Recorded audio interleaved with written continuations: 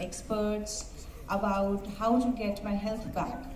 And in that whole process, what I understood was that physical body is one aspect, but equally important is our mental health, our emotional health.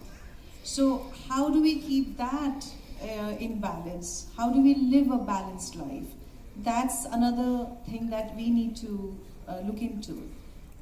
We are eating right, we are going to a right doctor, but somewhere if we have a baggage and we have resentments or hurt or anger, we've not dealt with that, I wonder if we can completely heal if we don't look after our emotional or mental stuff. So all the levels of our well-being we need to look into. Our physical health. For the physical health, as I said, eating right, giving proper rest, equal amount of exercise. Our emotional health is somehow to deal with our issues, if there are any issues, any resentment, any hurt, work on that. Our mental health is equally important. So all that comes under being happy, being content. Also, in profession, I feel all of us have a gift. In whichever field we are in, if we are actually thriving in that, we are really competent, we are excelling in that, that also adds into our well-being, so there's so many, it's a long topic I can go on. But it's also very important. And that 72-year-old lady that she's referring to completed the walk today that we had to fight the walk against cancer, and her energy was infectious. I want to bring you straight into a very sort of sensitive topic about female-related cancer, right? These are things that we don't usually talk about and we tend to sort of, skim over. In our developing countries, especially in South Asia, right, India, Nepal, Bangladesh, the female hygiene and health has been often neglected. And I'd like you to sort of talk about it a little more. I don't know about you all, but it's certainly in my family. I keep on telling my mom, because we are a product of patriarchal society. And having said that, it means that whenever the husband or the son or the father becomes the central figure, and it's invariably it's women who are looking after, and women are life givers and caregivers as well. And what happens is they are not trained to look after themselves. What happens when they fall sick? Who looks after them? And that's where I feel it's really important for women to start valuing, if they are healthy, if they are well, and if they are happy, automatically, that love will flow over and they will support. But in our families, I feel women do tend to get slightly, sidelined. Whenever they have fever, I want their husbands to be as worried when the husbands are sick and wives are worried. So I would want to see equality in each and every family. Yeah, I know, because something that I want to share with everyone here is a thing that I read, and I was also informed about in a little more detail by Devashish, that there is something called HPV vaccine. It's called human papillomavirus vaccine, which apparently, if it is given to a girl child, it prevents cervical cancer. And I wonder why it is not part of, and it's a little expensive, it's 7,000 or 8,000 rupees per vaccine. I don't understand when we talk about Beti Bachao, the girl child, why can't this vaccine be a part of a program that is given to every girl child, So that brings me to the point of quality of medical facilities regarding cancer in our developing countries. What do you think? Because you've gone through it. Yeah, basically, I don't know much, the what I have understood, the difference that I have seen is, of course, the healthcare system.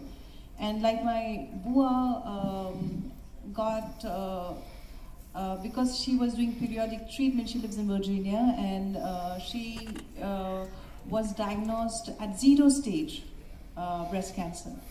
And so number one, there is this healthcare system is very, that even if the patient forget, the doctors or the nurses, not the doctors, sorry, the hospital, the nurses or the assistants, they call and say, oh, you've forgotten your checkup, and you please come for the checkup. So there is a certain system which makes, which is there for everybody, which is lacking here, I feel, number one. Number two, I feel, if I am, is basically the doctors, they specialize on a specific part of the body, and they do that over 20 years, 30 years, 40 years. So they kind of become masters in that part of the body. Like for instance, I had an ovarian cancer, so I chose the best ovarian cancer surgeon, and apparently little bit of cancer was spread to my liver. Now my ovarian cancer surgeon did not touch my liver, though he could have. So the other liver specialist came and he did the operation on me. So I guess because they focus on one aspect of the body and they become master in that one part of the body. So I guess that's why their surgeries are better. So let me ask you point blank, the medical treatment, quality of the medical treatment here as opposed to in the West, in the US, is the difference just in awareness, or is it also the way they treat? I guess there are more funds over there. There are a lot more researchers over that is happening. The post-care after the operation, because of hygienic level, it could be better. I have to say though in America, my oncologist was Indian American. My surgeon was Dr. Chi. He was from forgetting, but he was also Asian American. So I mean, a lot of Asians have gone and established themselves in the United States. So, and I know some brilliant doctors in India, and I know some in Nepal, few cancer patients who were treated and they are fine. So, I really don't know what is really lacking, but in my thing, as I saw, probably as far as I know, it's just that specialize in one area, that makes a person more, I guess, expert in that. Other than that, I think we are highly qualified here. But of course, we do need a supporting system. We do need a good healthcare thing to fall back on, and so on and so forth.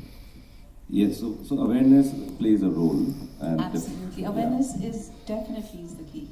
Early detection. I'd like to appeal everybody here that I think we all need to do our bit, a small bit, to try and see as far as how much we can do to various hospitals, doctors, organizations that are engaged in cancer care, and try and spread the word around. I'd like to take this opportunity to address a very specific thing that the doctor once told me in Bombay. The statistics we all know, I think most of us know that the number of cases of cancer is highest in the Northeast, from the Northeast. I asked the doctor why. He said there are various reasons, and then he says the highest number of cases of cancer amongst all of that is the ENT. So, tobacco obviously is a problem, but we in the Northeast have a habit of having the Tamil and soon, Chuna, right? Apparently, these two things, when Tamil is not right, when we have a habit and we love our Tamil, mixed with Chuna is straight poison. And I want to tell this to everyone. This is an opportunity, I think, I don't know how many of us know this, but it's worse than any other kind of catalyst for cancer. Which, let me come back now. Today you went to the children's home, Shishu Ashraya Sthal of Deepshika Foundation. What was your feeling and how was it? Well, again, I'm in full admiration of Deepshika Foundation. They're doing incredible work. When I went to the children's home, I realized somebody has already achieved my dream. And that was actually for me, I wanted to open a dharmshala or some kind of a home where poor cancer patients who come to who come to Mumbai, and they cannot afford to stay in a highly priced rented apartments, or they come to Tata. So here, Deepshika Foundation has already made a home for cancer patients. As we all know that cancer treatment is, it takes long time. It's expensive.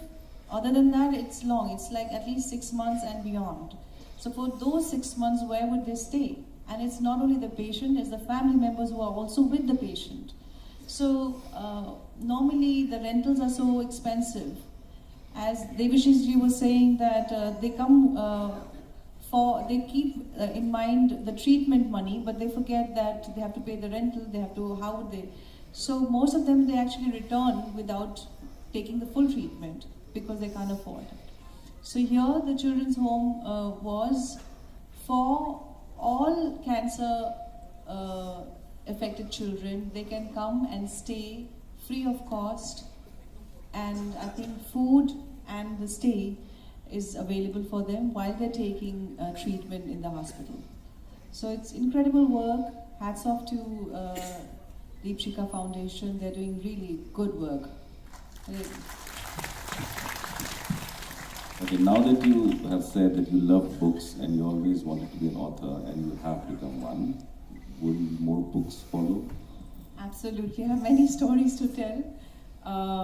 I don't know if it's going to be as good or not, but I have many stories in my head. I hope someday I would, maybe this year itself, I will, towards the end of this year, I will start penning it again. Super. But we are already very happy that after a break, you have come back into cinema. And I'd like you to talk a little more about that because, of course, you never went out of our hearts. But now that you're back on the screen, it'll be great. And I take the liberty of saying that we'll very soon see Manisha along with our very own Adil in an international project. I'm letting the cat out. So please talk a little more about that.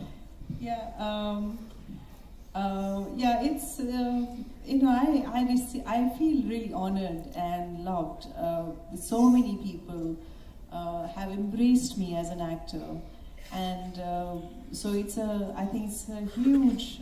I feel so much of love, and I feel such huge amount of gratitude that I received so much of love. It's very humbling. I love my work. I love films. I love acting.